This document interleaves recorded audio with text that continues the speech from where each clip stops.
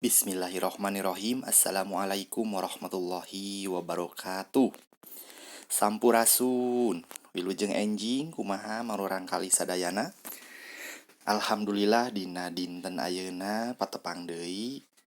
Dina dinten ayeuna materina neraskeun anu mingon kamari. Masih dina perkawis biantara. Biantara teh panginten istilah nu sanes nama pidato nganggo bahasa Sunda. Nah, dinten ayeuna materina urang metakeun biantara. Naon-naon wae nu kedah diperhatoskeun dina urang bade macakeun biantara. Biantara sok dipatalikeun jeung seni nyarita. Sabab dina biantara teh merlukeun gaya omongan nu matak narik jalma rea nu ngabandunganana. Sawatara faktor nu ngalantarankeun biantara hiji jalma dipikaresep ku balarea. Nu kahiji, tatag nyaritana, janten nyariosna kedah jelas, kedah sae, janten sapertos anu memang leres-leres urang bade pidato nu mempersiapkeun pidatona, janten nyariosna oge kedah luwes gitunya.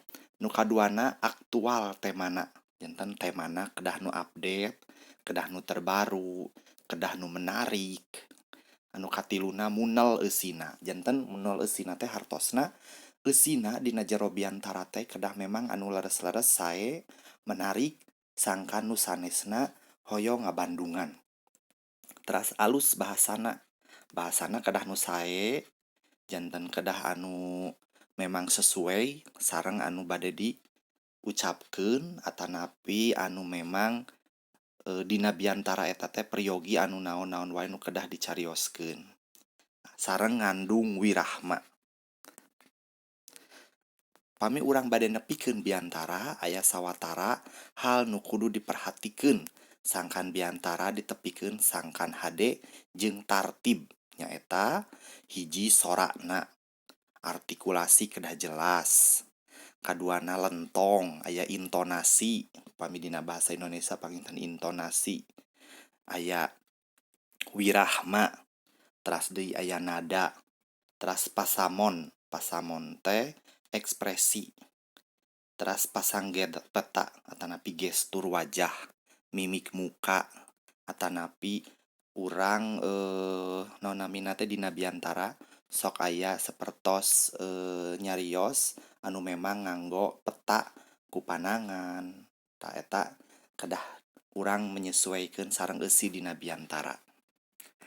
Nah, teras aya contoh naskah biantara ieu dihandap mangrupa biantara dina mieling poe kasehatan sadunya. Kaleresan ieu aya dina buku hidep panginten ku hidep kedah dibaca heula, teras bakal janten tugas atanapi janten latihan. Nah, aya tugasna kanggo hidep prak petakeun biantara poe kasehatan sadunya nu nembe nu aya dina buku diajar basa Sunda kelas genep dina kaca 113 dugi ka 115 dina format voice note. Nah, wajib dikirimkeun paling telat tabuh 2 siang. Janten sakali deui tugasna hidep macakeun contoh biantara anu aya dina buku paket bahasa Sunda. Formatna nganggo voice note, dikintunkeun ka pagaos paling telat tabuh 2. Hatur nuhun, hapunten tina sagala rupi kakiranganana. Wassalamualaikum warahmatullahi wabarakatuh.